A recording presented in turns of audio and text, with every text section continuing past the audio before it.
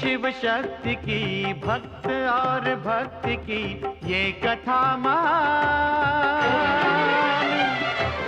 शिव महापुराण, शिव महापुराण, शिव महापुराण।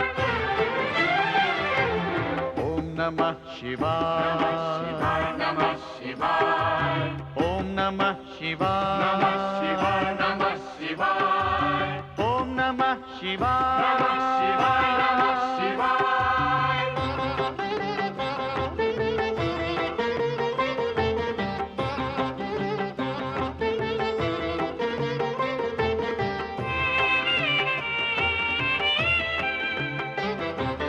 आशुतोष नीलकंठ शंभु अविनाशी, गंगाधर महादेव जो है कैलाशी।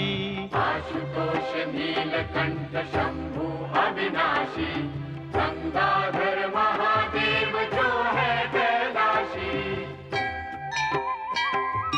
शिव का बस नाम ही, भक्ति और ध्यान ही कर दे कल्याण।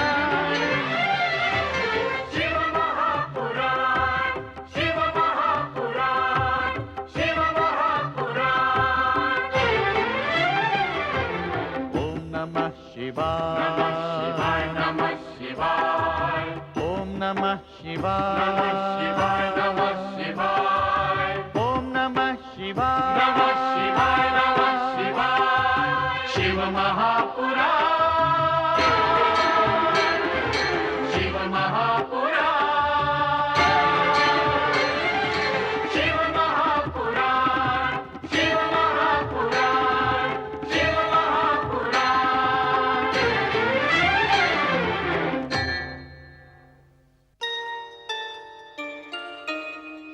भगवान शिव विष्णु के पूर्ण कलावतार भगवान श्री कृष्ण की तपस्थली पर प्रकट होकर उनसे वरदान मांगने के लिए कहते हैं।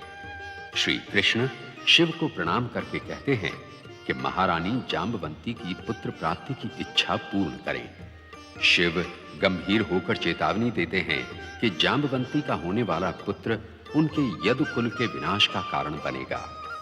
श्री कृष्ण विधाता के इस अटल विधान को स्वीकार करते हुए शिव से सांब नामक पुत्र का वरदान प्राप्त करते हैं। एक दिन रुद्रावतार दुर्वासा हस्तिनापुर में कौरव दुर्योधन के पास पहुंचते हैं। पांडवों को दुर्वासा के शाप से कष्ट पहुंचाने के उद्देश्य से धूर्त दुर्योधन दुर्वासा को भोजन के लिए पांडवों के पास द्वैत वन भेज देता है। दुर्वासा द्वैत वन में पांडवों की कुटिया पर पहुंचकर भोजन का प्रबंध करने के लिए कहकर स्नान के लिए चले जाते हैं। अर्जुन, युधिष्ठिर तथा द्रौपदी ये सोचकर घबरा जाते हैं कि जब घर में अन्न का एक दाना भी नहीं है तो वे दुर्वासा एवं उनके शिष्यों के लिए भोजन का प्रबंध कैसे करेंगे। इस संकट के निवारण के लिए वे अपने तारणहार भगवान श्री कृष्ण का स्मरण करते हैं। स्मरण करते ही पांडव सहायक श्री कृष्ण वहां प्रकट हो जाते हैं और द्रौपदी की हंडिया में चिपका चावल का एक दाना खाकर दुर्वासा एवं शिष्यों को बिना भोजन के ही तृप्त कर देते हैं। श्री कृष्ण अर्जुन को परामर्श देते हैं कि कौरवों के संकट से उबरने के लिए वो भगवान शिव की कृपा प्राप्त करे। अर्जुन जब श्री कृष्ण के परामर्शानुसार महर्षि वेदव्यास के पास पहुंचता है तो वे अर्जुन को शिवाराधना करते हुए शक्र विद्या की साधना करने का आदेश देते हैं। अर्जुन इंद्रकील पर्वत पर पहुंचकर शिवाराधना करते हुए शक्र विद्या की साधना करने लगता है। इंद्र ब्राह्मण का वेश बनाकर तपस्वी अर्जुन की परीक्षा लेते हैं और फिर मूल रूप में प्रकट होकर शिवाराधना सफल होने का वरदान देते हैं। उधर दुर्योधन को अपने गुप्तचर से पता चलता है कि शिव से वरदान पाने के लिए अर्जुन इंद्रकील पर्वत पर तपस्या कर रहा है। उसी समय शिव की प्रेरणा से देवर्षि नारद वहां पहुंचते हैं और दुर्योधन को इस बात के लिए प्रेरित करते हैं कि अर्जुन की तपस्या भंग करने के लिए वो मूकासुर को भेजे। अर्जुन की तपस्या भंग कराने के उद्देश्य से दुर्योधन अपने मूक मित्र मूकासुर से मिलता है तथा उसे रूप बदलकर अर्जुन की तपस्या भंग करने के लिए प्रेरित करता है। उधर युधिष्ठिर आदि पांडव अर्जुन का कोई समाचार न पाकर चिंतित होते हैं। श्री कृष्ण प्रकट होकर उन्हें भगवान शिव की आराधना का उपदेश देते हैं। षड्यंत्र तो प्रारंभ हो चुका है युधिष्ठिर, पर इसमें भयभीत होने की आवश्यकता नहीं है। आओ हम सब मिलकर अर्जुन के रक्षक महादेव का स्मरण करें। ओम शिवाय नमः, ओम शंकराय नमः, ओम महेश्वराय नमः। ओम शिवाय नमः, ओम शंकराय नमः, ओम महेश्वराय नमः।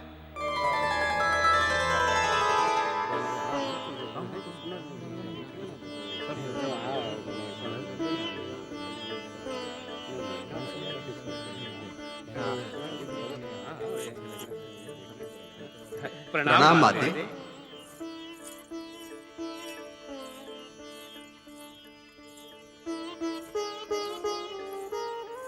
स्वामी, आपका ये वेश? देवी, हमें इस विचित्र वेश में देखकर आप आश्चर्यचकित क्यों होगी? क्या आपका यह विचित्र वेश धारण करना आश्चर्य का कारण नहीं है स्वामी? देवी, ये वेश विचित्र होते हुए भी जाना पहचाना सा लग रहा है। आप ये क्यों बोल रही हैं? तो क्या आप अकेले कार्तिकेय के पास जाने का विचार कर रहे हैं? आपको मेरा ध्यान नहीं आया? कार्तिकेय तो सदा हमारे हृदय में विराजमान है देवी। हम जब भी कार्तिकेय से मिलने जाएंगे आपको अवश्य साथ लेकर जाएंगे। तो इस समय शिवगणों के साथ आपका यह किरात वेश धारण करने का प्रयोजन क्या है? आपको चकित करना। कभी कभी आपको चकित करना भी तो आवश्यक हो जाता है। पहेलियां न बुझाइए भोलेनाथ, बताइए आप यह किरात वेश धारण करके कहाँ जा रहे हैं? नारायण नारायण, हर हर महादेव। प्रणाम भोलेनाथ, प्रणाम माते। जय शिव शंकर। प्रभु, आपने किरात वेश धारण कर भी लिया? मुनिवर, आपका कैलाश आगमन उचित समय पर हुआ है। आप देवी पार्वती को यह बताएं कि हमने यह किरात का वेश क्यों धारण किया है। क्या आप स्वयं नहीं बता सकते प्रभु? क्या ये बताने के लिए आप नारद के आगमन की प्रतीक्षा कर रहे थे? माते, मुझ पर रुष्ट न होइए। मैं तो प्रभु की आज्ञा का अनुचर हूँ। शिव शंकर ने मुझे कहा तुम दुर्योधन के पास जाकर उसे मूकासुर का नाम सुझाओ। सो मैंने सुझा दिया। दुर्योधन मूकासुर से मिलने चला भी गया होगा। कौन है ये मूकासुर? और आपके किरात वेश से उसका क्या संबंध? मुनिवर, इस प्रश्न का उत्तर भी आप ही को देना होगा। नारायण नारायण। नहीं प्रभु, मुझे इस धर्म संकट में ना डालिए। अब मुझे आज्ञा दीजिए, मेरा कार्य पूर्ण हुआ। मुनिवर, क्या आप हमारे साथ इंद्रकील पर्वत नहीं जा रहे हैं? यदि आप चाहें तो आप भी किरात वेश धारण कर सकते हैं। नहीं प्रभु नहीं, मुझे क्षमा कीजिए। वैसे भी इस वेश में मैं आपके लिए उपयोगी सिद्ध नहीं होऊंगा। आप लोग इस विचित्र वेश की चर्चा ही किए जा रहे हैं। मुझे क्यों नहीं बताते ये सब क्या हो रहा है और क्यों हो रहा है? रोष ना करो देवी। हमने सोचा कि हम लौट कर आपको बता देंगे, परंतु यदि आप इतनी ही व्यग्र हो रही हैं तो हम आपको एक संकेत दिए देते हैं।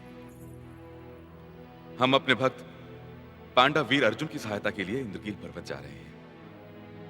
सहायता के लिए किरात वेश ही क्यों?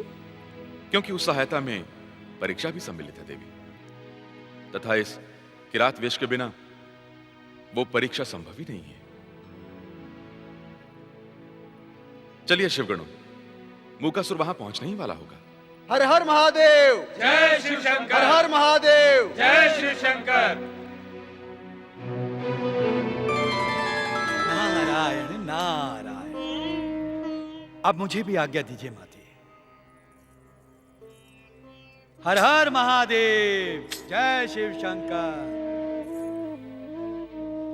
प्रभु, ये लीला मेरे साथ क्यों? क्या मुझे आपके साथ जाने का अधिकार नहीं था?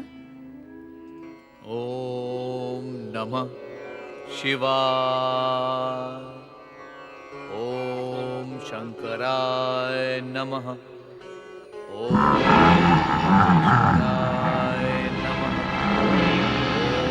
ओम नमः शिवाय।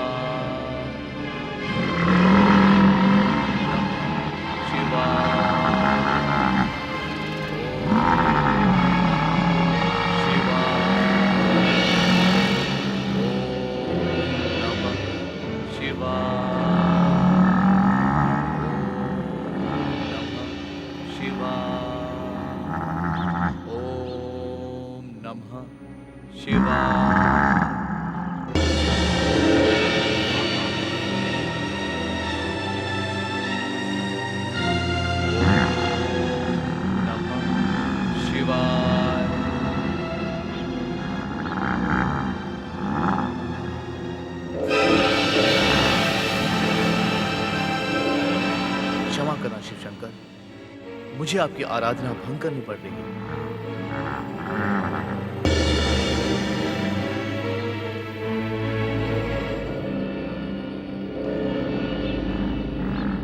दुष्ट शुकर, तूने मेरी तपस्या भंग की है।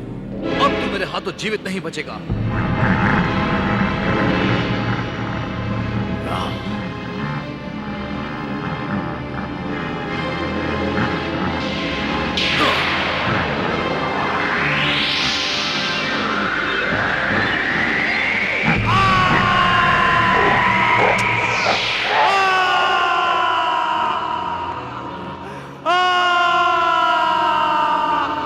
मुकासुर, तुम भी असफल रहे और अपनी जान गंवा बैठे।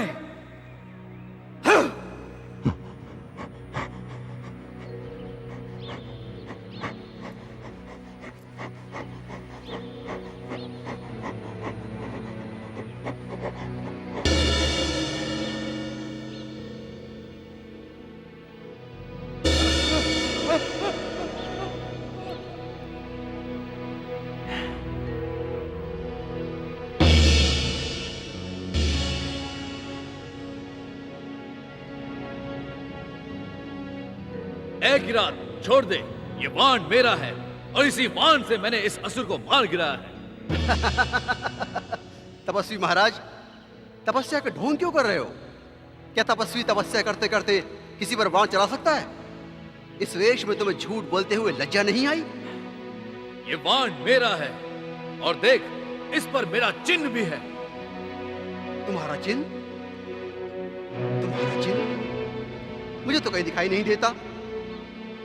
ये बाण मेरे स्वामी किरात राज ने चलाया है और इसी बाण से इस असुर की हत्या हुई है। मैं कहता हूं कि मेरा वाण लौटा दे, अन्यथा इसका परिणाम अच्छा नहीं होगा। तू मुझे परिणाम का भय दिखा रहा है? मेरे स्वामी किरात राज इस वन के स्वामी हैं। तू किसकी आज्ञा से यहाँ तपस्या कर रहा है? मैंने भगवान शिव की आराधना की है और भगवान शिव की आराधना करने के लिए किसी की आज्ञा की आवश्यकता नहीं होती। दे मेरा वाण, दे। नहीं, दे मेरा वाण। ये बाण मेरे स्वामी का है। नहीं, नहीं दूंगा। दे मेरा वाण। नहीं दूंगा मैं ये बाण। नहीं। सुनंदी, क्या ये तपस्वी तुम्हें वाण नहीं दे रहा है? नहीं स्वामी, ये कह रहा है इसका वाण है ये। अर्थात इस शूकर पर वाण इसी ने चलाया है? हाँ, मैंने ही चलाया था और इसी वाण से ये दुष्ट असुर मारा गया। मूर्ख, एक तो हमारे वन में बिना हमारी आज्ञा के चला आया है और अब हबी को आंखें दिखा रहा है। क्या तू भी इस शूकर के समान यमलोक पहुंचना चाहता है? तुम इस वन के स्वामी हो या नहीं ये मैं नहीं जानता, परंतु हम ही इस वन के स्वामी हैं। मूर्ख, तू क्यों बक बक करके हमारे क्रोध को भड़का रहा है? तुरंत लौटा दे हमारा वाण।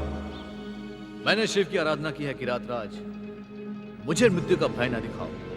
मैं इस संसार का सर्वश्रेष्ठ धनुधारी हूं और शिव की कृपा से मुझे कोई हरा भी नहीं सकता।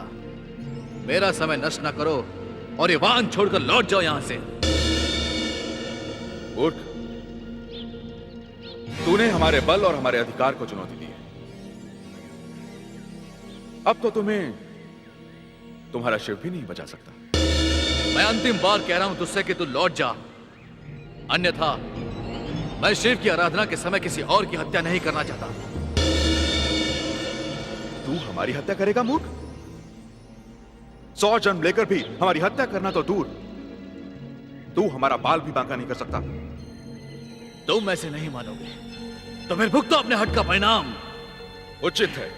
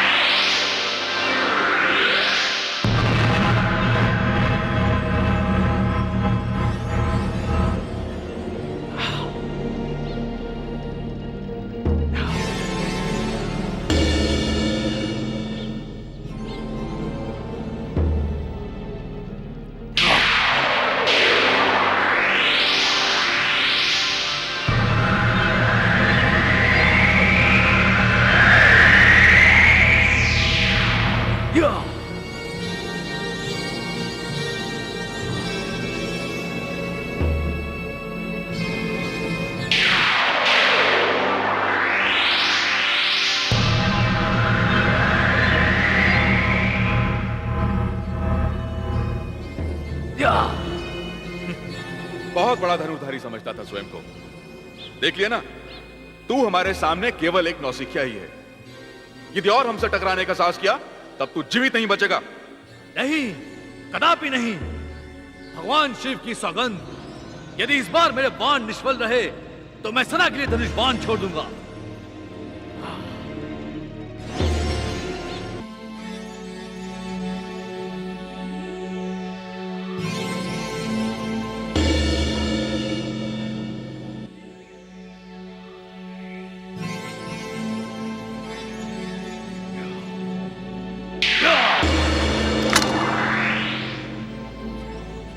मेरे बाण ने तुझे निहत्था कर दिया किरातराज। जिसके मन में शिव के प्रति दृढ़ श्रद्धा होती है वो अवश्य विजयी होता है।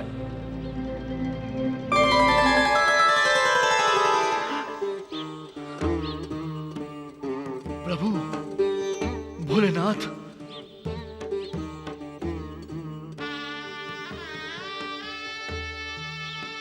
भोलेनाथ, महादेव। प्रिय भक्त अर्जुन, हम तुम्हारी भक्ति, पराक्रम तथा शिवनिष्ठा से अति प्रसन्न हैं। कहो, क्या चाहते हो? प्रभु भोलेनाथ, मेरा अपराध क्षमा कीजिए। मैंने आपको पहचानने में भूल की और आपके साथ युद्ध करने का दुस्साहस किया। उठो पार्थ, उठो। तुमने कोई भूल नहीं की है। हमने तो स्वयं तुम्हें युद्ध में उलझाकर तुम्हारी शक्ति तथा भक्ति की परीक्षा ली है। हम तुम्हें मनोवांछित वर प्रदान करेंगे अर्जुन। कहो, क्या इच्छा है तुम्हारी? प्रभु, पांडव जिस संकट में घिरे हैं वो आपसे छुपा नहीं है। अब कौरव युद्ध के सिवा मानने वाले नहीं हैं। इसलिए युद्ध में विजय होने का वरदान दीजिए मुझे। पार्थ, युद्ध बाहुबल, शस्त्रों एवं पराक्रम से जीता जाता है तथा ये सभी वस्तुएं तुम्हारे पास हैं। परंतु युद्ध में विजयश्री दिलवाने के लिए हम तुम्हें पाशुपतास्त्र प्रदान करेंगे।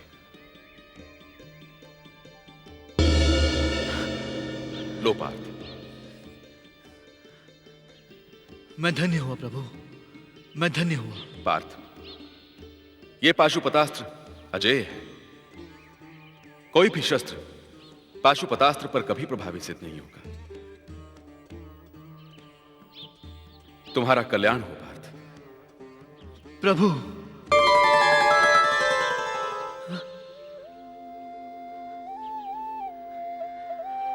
जय शिव शंकर, जय भोलेनाथ।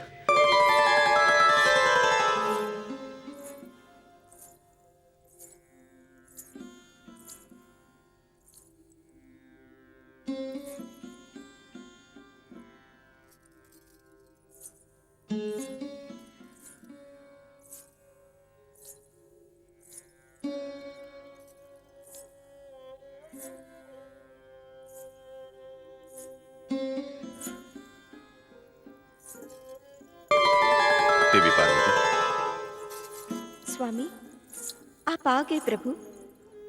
किस सोच में खोई हुई हैं आप? यही ना कि हम आपको इंद्रकील पर्वत पर अपने साथ क्यों नहीं लेकर गए? हाँ प्रभु, सच पूछे तो अब भी हम आपसे रुष्ट हैं। आप मुझे अपने साथ क्यों नहीं ले गए? इसलिए देवी कि आपको अपने एक भक्त के हाथों अपने स्वामी की पराजय का मुंह न देखना पड़े।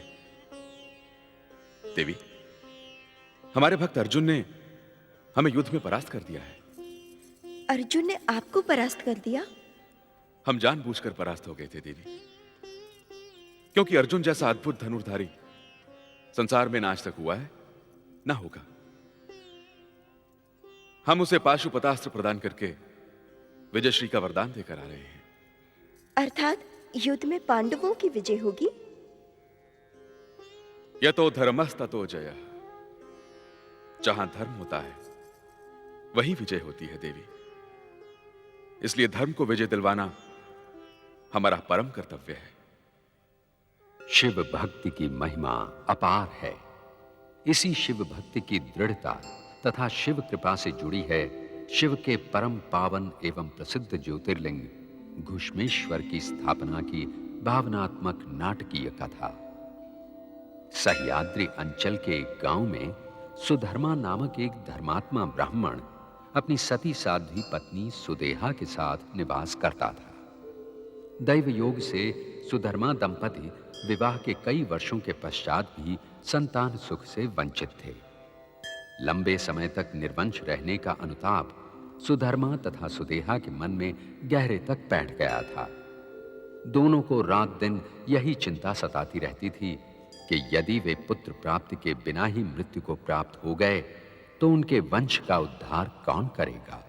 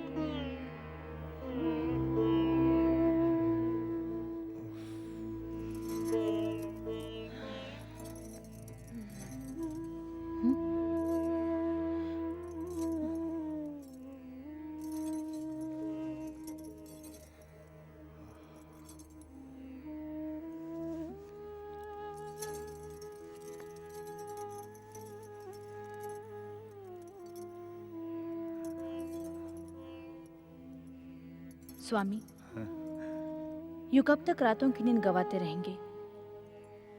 चिंता से समस्या का समाधान नहीं होता। नहीं सुदेहा, जो बात संभव न हो उसे याद करने से क्या लाभ। अभी तक हमें संतान प्राप्ति नहीं हुई, इसमें तुमसे अधिक मेरा दोष है। मैं ऐसा नहीं मानती। पतिकुल को संतान प्रदान करना पत्नी का कर्तव्य है। यदि वो कर्तव्य पत्नी पूर्ण नहीं कर पाती तो दोष उसी का है, पति का नहीं। नहीं सुदेहा, ऐसा न कहो। दोष हम दोनों के भाग्य का है, भाग्य का। क्या क्या नहीं किया हमने संतान प्राप्ति के लिए। मेरी तो सारी आशाएं इच्छाएं समाप्त हो गई हैं। आप मेरी बात मान क्यों नहीं लेते? यदि आपने मेरी बात नहीं मानी तो मैं अपने प्राण दे दूंगी। सुदेहा, तुम चाहती हो मैं तुम्हारी बहन घुष्मा के साथ विवाह करके तुम्हारे लिए एक सौत ले आऊं? बहन बहन होती है स्वामी। सौतिया डाहा बहनों के बीच असंभव है और घुष्मा मेरी छोटी बहन है। हम दोनों मिलजुल कर रहेंगे। सुदेहा, ये तो तुम कह रही हो। तुम्हें अपनी बहन घुष्मा के मन का क्या पता। हो सकता है वो अपने बहनोई को पति के रूप में स्वीकार ना करे। मुझे पूर्ण विश्वास है अपनी दीदी का संकट दूर करने के लिए घुष्मा ये प्रस्ताव हंसते हंसते स्वीकार कर लेगी। वो मेरी कोई बात नहीं टालेगी। आप चुप क्यों हो गए नाथ? क्या आपको मेरी बातों पर विश्वास नहीं है? नहीं सुदेहा, नहीं। जितना विश्वास मुझे तुम पर है उतना विश्वास इस जीवन में किसी दूसरे पर नहीं। मैं तो तुम्हें प्राणों से अधिक चाहता हूं, किंतु मेरा दूसरा विवाह करना तुम्हारे प्रति अन्याय करना होगा। अन्याय तो आप इस समय कर रहे हैं। माता के पद से मुझे वंचित रखना चाहते हैं। घुष्मा से उत्पन्न हुए हमारे पुत्र पर सबसे अधिक अधिकार मेरा होगा। उसके मुख से मां शब्द सुनकर मेरा जीवन सफल हो जाएगा स्वामी। सुदेहा सुदेहा, मुझे धर्म संकट में न डालो। ठीक है, कल प्रातःकाल आपको ये सुदेहा जीवित नहीं दिखाई देगी। सुदेहा, ऐसा अनर्थ कभी मत करना, ऐसा अनर्थ कभी मत करना।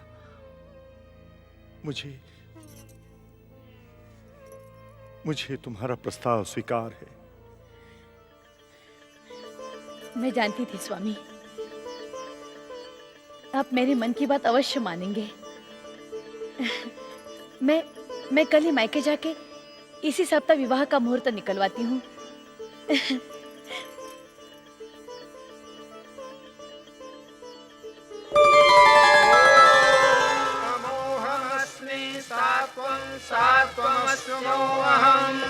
सामाहमस्मि ऋक्त्वं द्यौरहं पृथिवीं त्वं तावेव विवहावहै सह रेतो दधावहै प्रजां प्रजनयावहै पुत्रान् विन्दावहै बहून् ते सन्तु जरदष्टयः सम्प्रियो रोचिष्णो सुमनस्यमानो। ॐ सरस्वती प्रेदमवसुभगे वाजनीवती यान्त्वा विश्वस्य भूतस्य प्रजयामस्यामग्रतः यस्यां भूतं तमववस्यां विश्वमिदं जगत् तामद्यगाथां दास्यामि यास्मिनामुत्तमं यशः। ॐ तुभ्यमग्रे पर्यवहन् सूर्यं वहतु नः पुनः पतिभ्यो जायं दा अग्रे प्रजया सह। ॐ कन्यया पृथिव्या पतिलोकं यतीयमपदीक्षामयश्च कन्या उत त्वया वयं धारा उदन्या इवाति गाहे महिद्विषा। समञ्जन्तु विश्वे देवाः समापो हृदयानिनो सम्मातरिश्वासं दाता समवेष्टि दधा। अखंड सौभाग्यवती भव, पुत्रवती भव।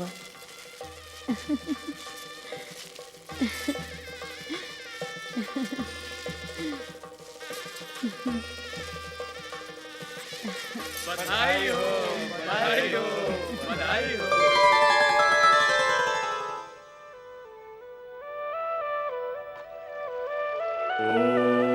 नमः शिवाय, ओम नमः शिवाय, ओम नमः शिवाय, ओम नमः शिवाय। हे महादेव, मेरी दीदी सुदेहा के मन की आशा शीघ्र पूर्ण करना। हमारा घर एक बालक की किलकारियों से गूंजने लगे। हमारी ये प्रार्थना स्वीकार करना महेश्वर। नमः शिवाय। हे भोलेनाथ महादेव, हमारी मनोकामना शीघ्र पूर्ण करो। ओम नमः शिवाय, ओम नमः शिवाय, ओम नमः शिवाय, ओम नमः शिवाय, ओम नमः शिवाय।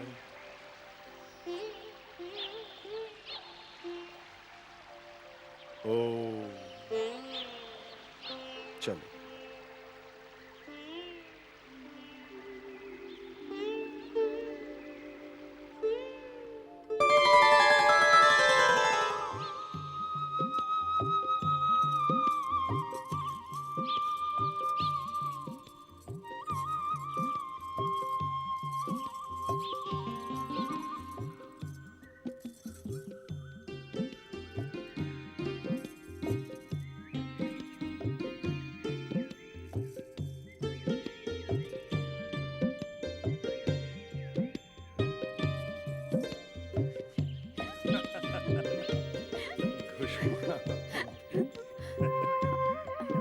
प्रणाम दीदी। पुत्रवती भव। आज आप बड़ी देर तक सोए रही। मैं स्नान करके तालाब की ओर जा रही मुझे थी। पता है तुम बड़े सवेरे जाग जाती हो, पर अब तुम आ गई हो ना, इसलिए मैं निश्चिंत होकर सो जाती हूँ। सुदेहा, आज हम दोनों ने मिलकर शिव आराधना की और शिव से प्रार्थना की कि तुम्हारी मनोकामना बहुत शीघ्र पूर्ण करें। हमें आशा ही नहीं अपितु पूर्ण विश्वास है। इसी विश्वास के कारण तो मैंने आप दोनों को एक ही डोर में बांधा है स्वामी। कुष्मा, आज मेरा जी ठीक नहीं, घर का सारा कामकाज तुम ही संभाल लेना। तुम निश्चिंत रहो दीदी, मैं पूरा काम कर लूंगी। तुम जाके विश्राम करो।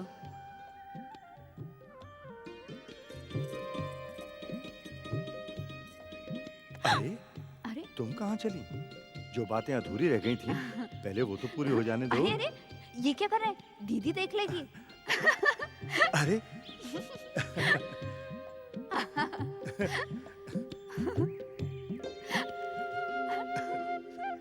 हाँ, छोड़ो ना। हाँ। अरे इसमें लज्जा कैसी? नहीं। आओ ना, और समीप आओ ना। लाज होती है। आओ ना, कैसी लाज? आओ ना पुष्पा, और समीप आ जाओ।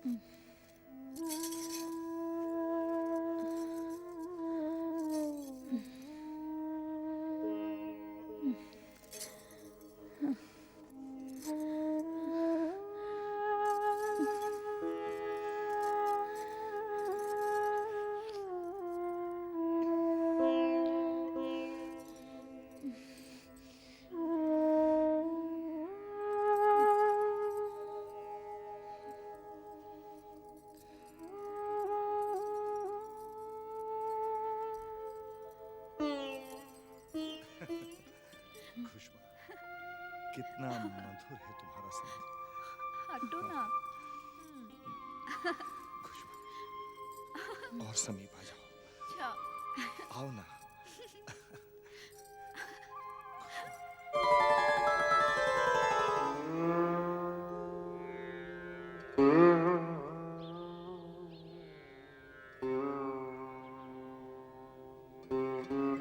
हे शिवशंकर, मेरे प्रति अन्याय क्यों?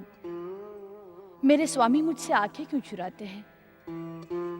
मैंने अपनी बहन खुशमा से उनका दूसरा विवाह कराया, संतान के लिए, न कि मेरी उपेक्षा करने के लिए।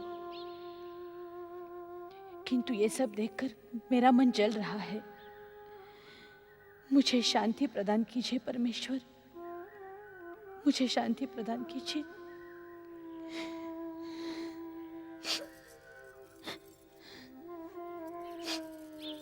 बहन सुदेहा, मंदा, तुम्हारा दुख अब मुझसे देखा नहीं जाता।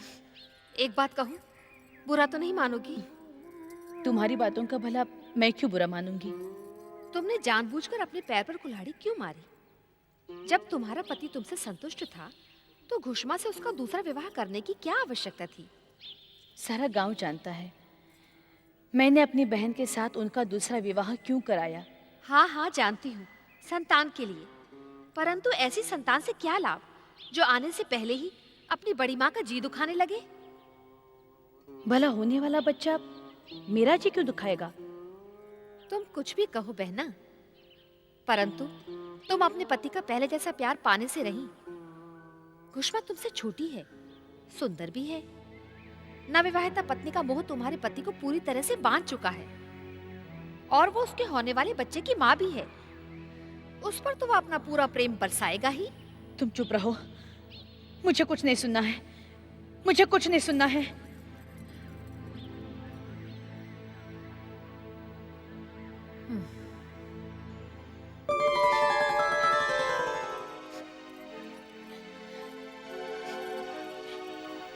सुनिए, मुझे आपसे कुछ कहना है। कहो सुदेहा। क्या आपका दूसरा विवाह होते ही मैं इतनी बुरी लगने लगी हूँ कि आपने मेरी ओर देखना भी छोड़ दिया? ये तुम क्या कह रही हो? मैं वही कह रही हूँ जो तुम सुन रहे हो। मैं वही कह रही हूँ जो सच्चाई है, और ये सच्चाई मेरी छाती में आग की तरह जलती रहती है। ये सच्चाई नहीं है सुदेहा। मेरे हृदय में तुम्हारे प्रति प्रेम वैसा ही है जैसा पहले था, बल्कि अब तो और भी बढ़ गया है। तुमने इतना बड़ा त्याग किया है मेरे लिए, इसके लिए मैं तुम्हारा अति कृतज्ञ हूं। यदि आप कृतज्ञ होते तो मुझसे आंखें न चुराते। आप मुझसे झूठ कह रहे हैं। सच तो यह है कि घुष्मा से ब्याह कराकर मैंने बहुत भारी भूल की है। मैं स्वयं अपनी शत्रु बन गई हूँ। दीदी, ये तुम क्या कह रही हो दीदी? तुम तो मेरी पूज्य हो, इनकी प्रिय हो। मैं तुमसे कुछ नहीं कह रही हूँ, चले जाओ तुम यहाँ से। मेरा आरोप अपने स्वामी पर है, जो दूसरा ब्याह होते ही मेरी उपेक्षा करने लगे हैं। चले जाओ तुम यहाँ से। क्रोध को शांत करो सुदेहा, ऐसा कुछ भी नहीं है। घुष्मा इस घर में नई नहीं है, इसका ध्यान रखना भी तो मेरा ही कर्तव्य है। मैं आपका कर्तव्य भली भांति समझती हूँ। घुष्मा के मोह में फंसकर अब आप मुझे अवांछित उपेक्षणीय समझने लगे हो। अब आप मुझसे छुटकारा पाना चाहते हो, लेकिन मैं कह देती हूँ, मैं इस घर पर से, आप पर से अपना अधिकार कदापि कदापि नहीं छोड़ूंगी। ये घर मेरा है, इस घर की स्वामिनी मैं हूँ, घुष्मा नहीं। सुदेहा, ये क्या हुआ स्वामी? दीदी के मन में इतना क्रोध, इतना दुख भरा है, ये तो मैं स्वप्न में भी नहीं सोच सकती थी। सुदेहा ऐसी नहीं है घुष्मा। क्रोध शांत होते ही सब कुछ ठीक हो जाएगा। जाओ, तुम अपना काम करो।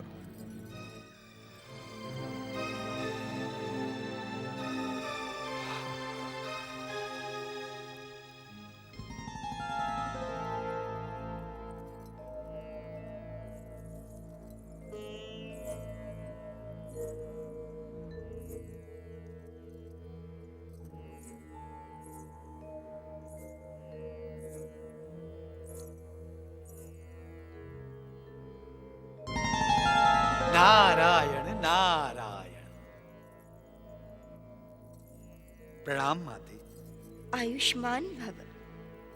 क्या बात है माते, आप किस सोच में डूबी हुई हैं? भोलेनाथ भी दिखाई नहीं देते।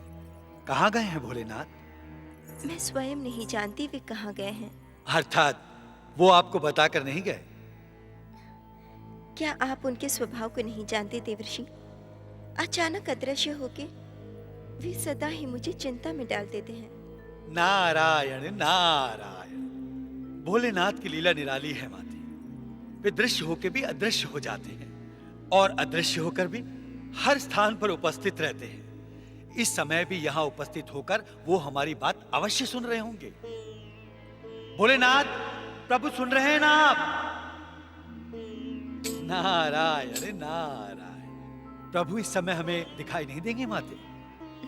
कोई बात नहीं, आप बताइए, इस समय आप क्या समाचार लेकर आए हैं?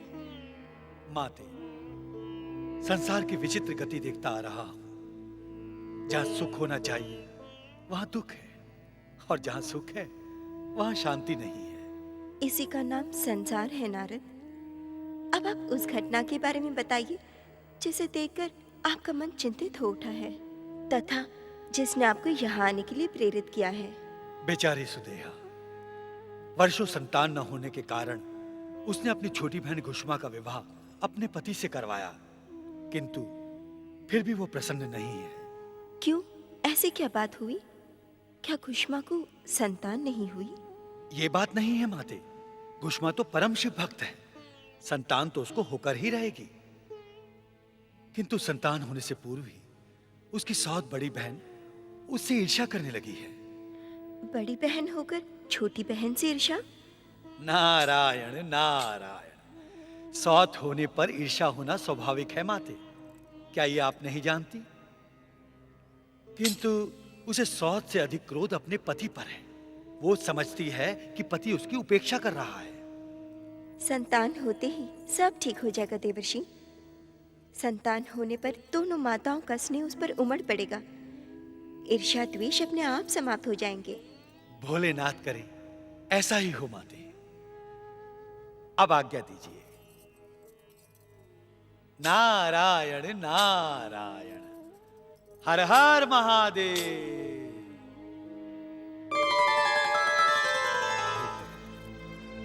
ओम नमः शिवाय।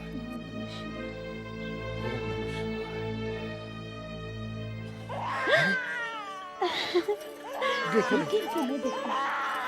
ओम नमः शिवाय।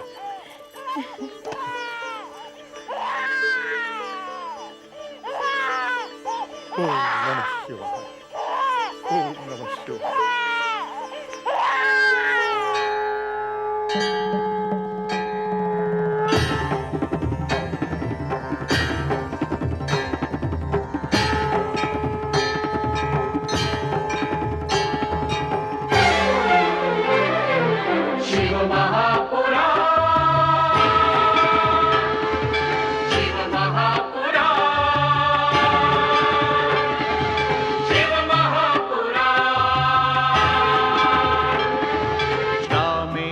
सोमनाथ जय भीमा शंकर, महाकाल वैद्यनाथ जय केदारेश्वर। रामेश्वर सोमनाथ जय भीमा शंकर, महाकाल वैद्यनाथ जय केदारेश्वर। नाथों के नाथ की, भोले विश्वनाथ की महिमा का गान। शिव महापुराण, शिव महापुराण, शिव महापुराण। ओम नमः शिवाय, नमः शिवाय, ओम नमः शिवाय।